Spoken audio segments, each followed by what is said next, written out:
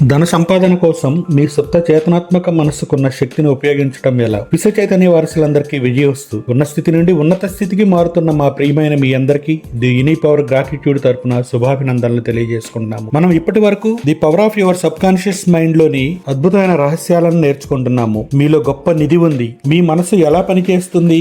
మీ సుప్త చేతనకున్న అద్భుతమైన శక్తి. ప్రాచీన కాలంలో మానసిక ఉపశమనం, ఆధునిక యుగంలో మానసిక చికిత్స. మానసిక చికిత్సలు ఆశ్చర్యయోగ్యమైన మెలకువలు. సుప్త చేతన ఎప్పుడు జీవితం వైపే మొగ్గు చూపుతుందా? మీకు కావలసిన ఫలితాలు పొందటం ఎలా? లలోని నిగూఢమైన రహస్యాలను మనం నేర్చుకున్నాము. ఈ రోజు మనం ధన సంపాదన కోసం మీ సుప్త చేతనాత్మక మనసుకున్న శక్తిని ఉపయోగించడం ఎలాగో నేర్చుకుందాం. మీకు ఆర్థిక కష్టాలు ఉన్నట్లయితే మీరు ఎలాగోలా కష్టం మీద రోజులు వెళ్లబుచ్చుతున్నారంటే దాని అర్థం మీ దగ్గర డబ్బు సమృద్ధిగా ఉందని, కొంత వెనుక వేయటానికి కూడా ఉందని మీరు మీ సుప్త చేతనాత్మక మనస్సుని ఒప్పించలేకపోయారన్నమాట.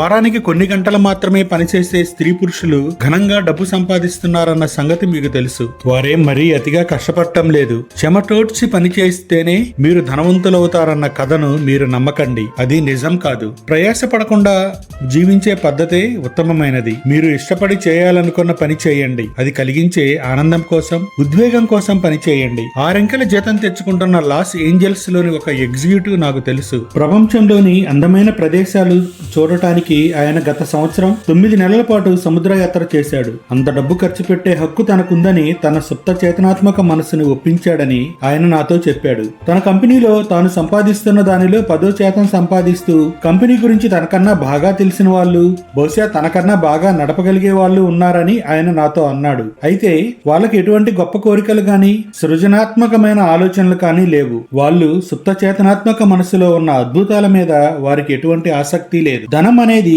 మనసుకు సంబంధించింది. ధనం అనేది ఒక వ్యక్తి యొక్క సుప్త చేతనాత్మక నమ్మకం తప్ప మరేమీ కాదు. నేను లక్ష్యాధికారిని అని అనుకుంటున్నంత మాత్రాన మీరు లక్ష్యాధికారి కాలేరు. మీరు మీ మనస్తత్వంలో డబ్బు గురించి, సమృద్ధి గురించిన ఆలోచనలు నింపి డబ్బుకు సంబంధించిన చేతనను మీలో పెంపొందించగలుగుతారు. మీకు కనిపించని ఆసరా. చాలా మందితో వచ్చిన చిక్కేంటంటే వాళ్ళని ఆదుకోవటానికి అదృశ్యంగా ఉన్న ఆసరాలేమీ లేవు. వాళ్ళ వ్యాపారం దెబ్బతిన్నప్పుడు, స్టాక్ మార్కెట్ కిందకి పడిపోతున్నప్పుడు, లేదా వారి పెట్టుబడులు నష్టాలు తెస్తున్నప్పుడు వారు నిస్సహాయంగా ఉండిపోతారు. ఆ అభద్రతకు కారణం సుప్త చేతనాత్మక మనస్సుని ఎలా ఉపయోగించుకోవాలో వారికి తెలియకపోవటమే. పూర్తిగా వ్యయం చేయలేనన్ని నిధి నిక్షేపాల భాండాగారం తమలోనే దాగి ఉందన్న సంగతి వారికి తెలియదు. తానొక దరిద్రుడునని మనసులోని భావించే వ్యక్తి తాను దరిద్రపు పరిస్థితుల్లో ఉన్నట్లు గ్రహిస్తాడు. తన మనస్సు నిండా సంపద గూర్చిన ఆలోచనలు నింపుకున్న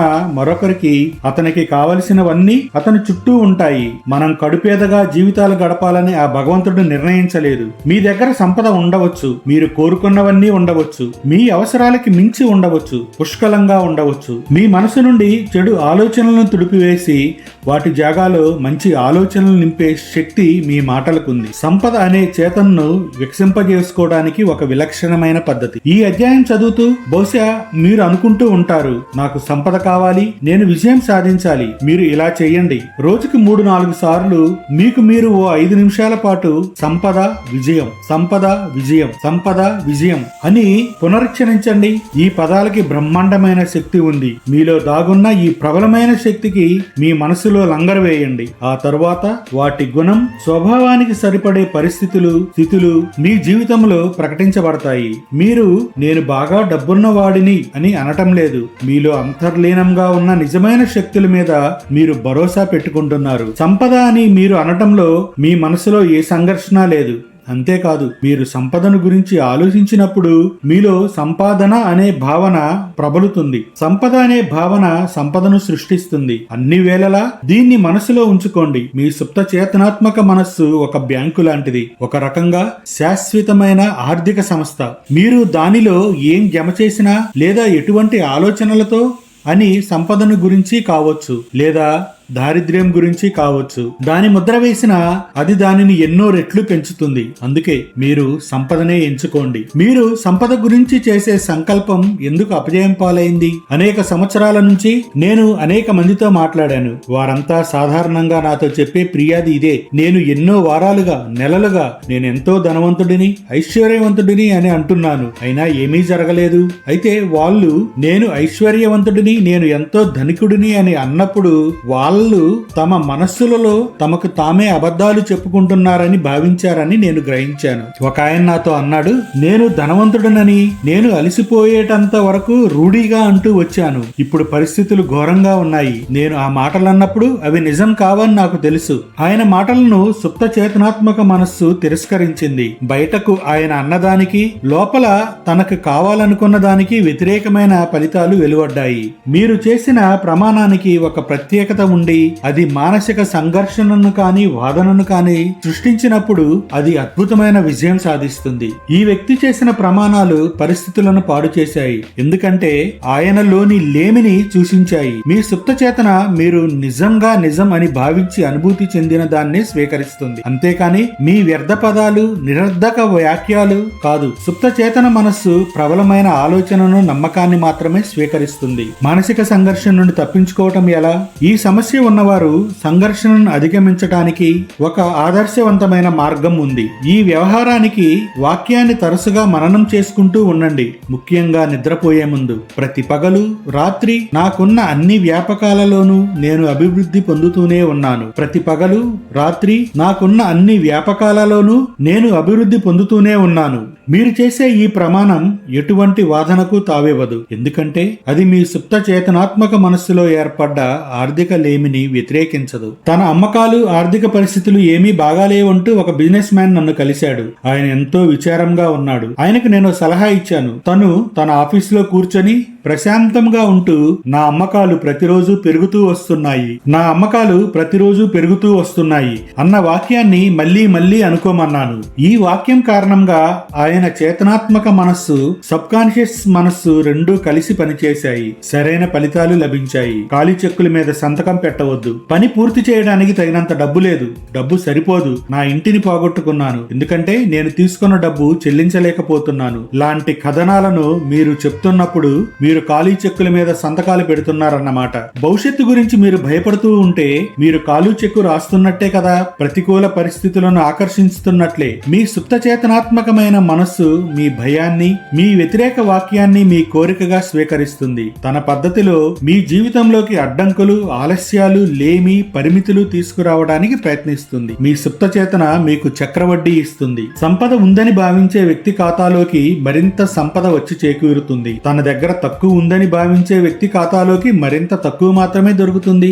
మీరు మీ సుప్త చేతనలో ఎంత జమ చేస్తే అది దానికి అన్ని రెట్లు అధికంగా పెంచుతూ ఉంటుంది. ప్రతిరోజు పొద్దున్నే నిద్రలేస్తూనే మీరు మీ సుప్త చేతనలో సమృద్ధి, సఫలత, సంపద, శాంతికి సంబంధించిన ఆలోచనలు జమ చేయండి. ఆధార అంశాల మీదే ధ్యానం ఉంచండి. ఎంత తరచుగా వీలైతే అంత తరచుగా మీ మనసులో వాటి గురించే ఆలోచించండి. ఈ నిర్మాణాత్మకమైన ఆలోచనలు మీ సుప్త చేతనాత్మక మనస్సులో మీరు జమ చేసే రాశిలాగా చేరి మీకు సమృద్ధిని, సౌభాగ్యాన్ని కలుగజేస్తాయి. కొంతమందికి ఎందుకు ఏమీ జరగలేదు, ఓ నేను అలాగే చేశాను అయినా ఏమీ జరగలేదు అని మీరు అనడం నాకు వినిపిస్తుంది. మీకు ఫలితం దక్కలేదు, ఎందుకంటే బహుశా 10 నిమిషాల తర్వాత మీరు మీ మనసులో ఏవో భయాలు పెట్టుకున్నారు. దాని మూలంగా మీరు మొదట్లో తీసుకున్న ప్రమాణాలు నిర్వీర్యం అయిపోతాయి. మీరు నేలలో ఒక విత్తనం పాతాక అదే రోజు మళ్ళీ దాన్ని తవ్వి తీయరు. అది వేళ్ళూనుకొని మొక్కగా పెరిగేలా చూస్తారు. ఉదాహరణకు మీరు ఇలా అనాలని అనుకుంటున్నారనుకోండి,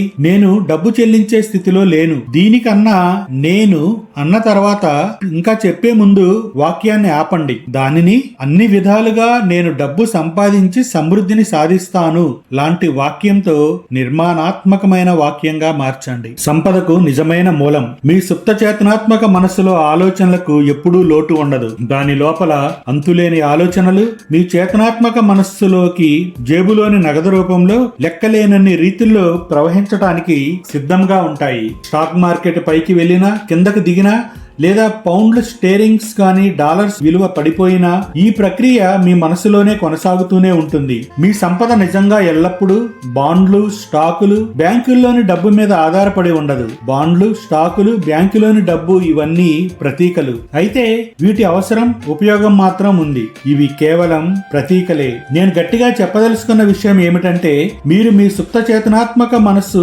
సంపద మీదే అని, మీ జీవితంలో అది ఎప్పుడూ ప్రవహిస్తూనే ఉంటుందని ఒప్పించగలిగితే అది ఏ రూపం ధరించినప్పటికీ మీకెప్పుడు చివరి వరకు దొరుకుతూనే ఉంటుంది. అతి కష్టం మీద రోజులు వెళ్లదీయడానికి అసలైన కారణం. చాలా మంది తాము అతి కష్టం మీద రోజులు వెళ్లదీస్తున్నామని అంటూ ఉంటారు. నెలవారీ ఖర్చులకు వాళ్ళ దగ్గర తగినంత డబ్బు లేక అవస్థలు పడుతూ ఉంటారు. మీరు వాళ్ళ సంభాషణ విన్నారా? అనేక సార్లు వాళ్ళ మాటల ధోరణి ఈ విధంగానే ఉంటుంది. వాళ్ళు ఎప్పుడు జీవితంలో విజయం సాధించిన వారిని, గుంపుల్లో ఒక్కొక్కరిగా తలెత్తుకొని తిరిగే వారిని నిందిస్తుంటారు. బహుశా వాడో పెద్ద గోండా, పరమ దుర్మార్గుడు, పచ్చి మోసగాడు అని అంటుంటారు. వారు లేమితో బాధపడటానికి కారణం ఇదే. దేన్నైతే వారు తమ హక్కు అని వాదించారో, కావాలని అడిగారో దానినే వారెప్పుడు నిందిస్తూ ఉంటారు. తమలోని అసూయతో తమకన్నా ధనవంతులైన సహవాసుల గురించి వారు విమర్శిస్తూ ఉంటారు. ఇతరుల సౌభాగ్యం మీద అత్యాశలు పెట్టుకుంటారు. సంపద తన రెక్కలు విప్పుకొని మీ నుండి దూరంగా పారిపోవడానికి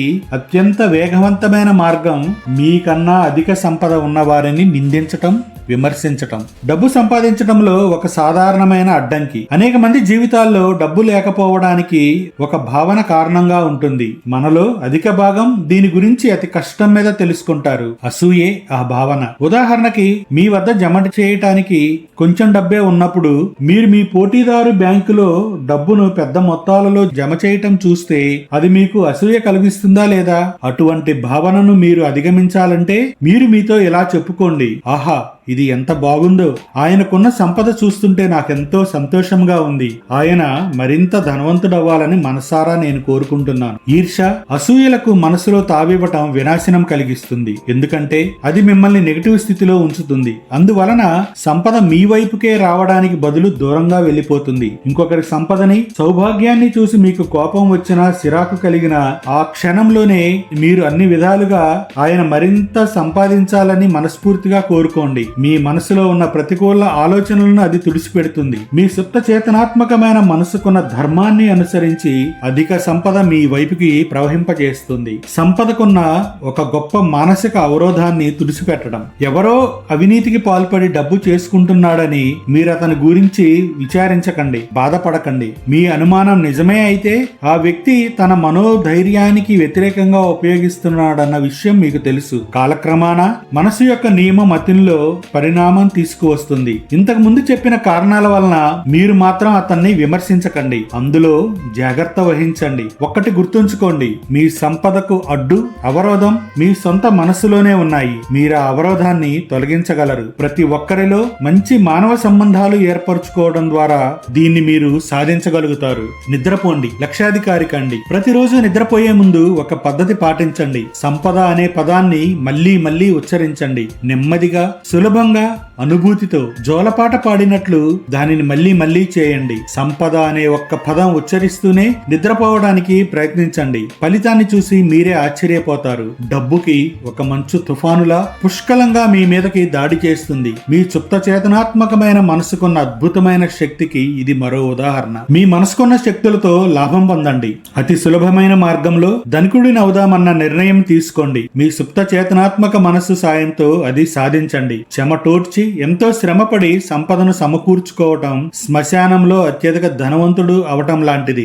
మీరు అంతగా శ్రమ పడాల్సిన అవసరం లేదు. ధనం అనేది సుప్త చేతనకు సంబంధించిన నమ్మకం. డబ్బుకు సంబంధించిన ఆలోచనలతో మీ మనస్తత్వాన్ని నింపండి. అనేక మందితో వచ్చిన చిక్కేమిటంటే వారికి ఆసరా కలిగించే అదృశ్య శక్తి లేదు. నిద్రపోవడానికి ముందు సంపద అనే పదాన్ని నెమ్మదిగా, తాఫీగా ఒక 5 నిమిషాల పాటు మీలో మీరే అనుకోండి. మీ సుప్త చేతన మీ జీవితంలో సంపదను తీసుకొస్తుంది. సంపద అనే భావన సంపదను సృష్టిస్తుంది. దీన్ని అన్ని వేళలా జ్ఞాపకం ఉంచుకోండి. మీ చేతనాత్మక మనస్సుకి, సుప్త చేతనాత్మక మనస్సుకి ఏకాభిప్రాయం ఉండాలి. మీ సుప్త చేతనాత్మక మనస్సు మీరు దేన్నైతే నిజమని అనుభూతి చెందుతారో దాన్నే స్వీకరిస్తుంది. ప్రబలమైన ఆలోచనల్ని మీ సుప్త చేతనాత్మక మనస్సు ఎప్పుడూ స్వీకరిస్తుంది. ఆ ప్రబలమైన ఆలోచన సంపద గురించే ఉండాలి, దారిద్ర్యం గురించి కాదు. సంపదకు సంబంధించిన ఏ మానసిక సంఘర్షణ అయినా మీరు తరచు మనసు ప్రతి పగలు రాత్రి నాకున్న అన్ని వ్యాపకాలలోనూ నేను అభివృద్ధి సాధిస్తూనే ఉన్నాను అని అనుకోవడం ద్వారా అధిగమించగలరు. ఈ వాక్యాన్ని మళ్ళీ మళ్ళీ అనుకోవడం ద్వారా మీరు మీ అమ్మకాలని పెంచుకోగలరు. ప్రతిరోజు నా అమ్మకాలు పెరుగుతున్నాయి, నేను ముందుకు వెళుతున్నాను, అభివృద్ధి సాధిస్తున్నాను, ప్రతిరోజు అధిక ధనవంతుడిని అవుతున్నాను. అలా అనుకోండి, చూడండి. ప్రతిరోజు నా అమ్మకాలు పెరుగుతున్నాయి, నేను ముందుకు వెళుతున్నాను, అభివృద్ధి సాధిస్తున్నాను, ప్రతిరోజు అధిక ధనవంతుడిని అవుతున్నాను అంటూ అనుకోండి. ఖాళీ చెక్కులు ఇవ్వటం ఆపివేయండి. నా దగ్గర తగినంత డబ్బు లేదు, డబ్బు సరిపోదు ఇలాంటి వాక్యాలు మీ లేమిని మరింత పెంచుతాయి. మీరు మీ సుప్త చేతనాత్మక మనసులో సమృద్ధి, సంపద, సఫలత గురించిన ఆలోచనలను జమ చేయండి. అది వాటికి చక్ర వడ్డీతో సహా మీకు తిరిగిచ్చేస్తుంది. మీరు చేతనావస్థలో రూఢీపరిచిన దానిని కొన్ని క్షణాల తర్వాత మానసికంగా తిరస్కరించకూడదు. దానివల్ల మీరు కోరుకున్న మంచి జరగదు. మీ సంపదకు మూలం మీ మనసులోని ఆలోచనలోనే ఉంది. మీరు చేసే ఒక్కో ఆలోచన కొన్ని లక్షల డాలర్ల ఖరీదు చేయవచ్చు. మీరు వెతుకుతున్న ఆలోచనను మీ సుప్త చేతనాత్మక మనస్సు మీకు ఇవ్వవచ్చు. ఈర్ష్య, అసూయలు సంపద ప్రవాహానికి ఆటంకాలుగా నిలుస్తాయి. ఇతరుల సౌభాగ్యాన్ని సంతసించండి, ఆనందపడండి. సంపదకు అడ్డం మీ మనస్సులోనే ఉంది. ఆ ఆటంకాన్ని నాశనం చేయండి. ప్రతి ఒక్కరితో మంచి మానసిక సంబంధాలను పెట్టుకోవడం ద్వారా మీరు సంపదని ఎక్కువగా ఆకర్షిస్తారు. విన్నారు కదా మై డియర్ ఫ్రెండ్స్. గొప్ప కోరికలు, సృజనాత్మకమైన ఆలోచనలు ఖచ్చితంగా ఉండాలి. మీరు ఇష్టపడి చేయాలనుకున్న పని చేయండి. అది కలిగించే ఆనందం కోసం, ఉద్వేగం కోసం పని చేయండి. మీరు మీ మనస్తత్వంలో డబ్బును గురించి, సమృద్ధిని గురించిన ఆలోచనలు నింపి డబ్బుకు సంబంధించిన చేతనను మీలో పెంపొందించగలరు. నిధి నిక్షేపాల భాండాగారం తమలోనే దాగి ఉందని చాలా మందికి తెలియదు. ఆలోచించండి, నిధి నిక్షేపాలన్నీ ప్రతి ఒక్కరిలోనూ ఉన్నాయి. ఒకటి మాత్రం నిజం, మీరు కడుపేదగా జీవించాలని ఆ భగవంతుడు నిర్ణయించలేదు. ప్రతి పగలు, ప్రతి రాత్రి నేను అభివృద్ధి పొందుతూనే ఉన్నాననుకోండి. ప్రతిరోజు పొద్దున్నే లేస్తూనే మీరు మీ సుప్త చేతనలో సమృద్ధి, సఫలత, సంపద, శాంతికి సంబంధించిన ఆలోచనలు జమ చేయండి. అన్ని విధాలుగా నేను డబ్బు సంపాదించి సమృద్ధిని సాధిస్తానని దృఢంగా నమ్మండి. అభివృద్ధి చెందుతున్న వారిని చూసి సంతోషంగా మనసారా వారింకా అభివృద్ధి చెందాలని కోరుకోండి. మన నెక్స్ట్ చాప్టర్ 10లో ధనికులయ్యే హక్కు మనకు ఉందో లేదో తెలుసుకుందాం. ధైర్యం కావాలా? మీరు ఒకటి పొందాలంటే ఇంకోటి దేన్నైనా ఇవ్వాలా లాంటి విషయాలు మరెన్నో మనం నేర్చుకుందాము. శ్రద్ధాశక్తులతో విని, నేర్చుకొని, పాటించి రూపాంతరం చెందుతున్న మీ అందరికీ ది యూనిక్ పవర్ గ్రాటిట్యూడ్ తరపున హృదయపూర్వక ధన్యవాదములు తెలుపుకుంటున్నాము. మన ఛానల్ ని సబ్స్క్రైబ్ చేసుకొని, షేర్ చేస్తూ, ఫాలో చేస్తూ, లైక్ చేస్తున్న మీ అందరికీ మా హృదయపూర్వక కృతజ్ఞతలు. మా ప్రియమైన మీ అందరికీ విజయోస్తు, విజయీభవ, మనోవాంశ ఫల సిద్ధిరస్తు.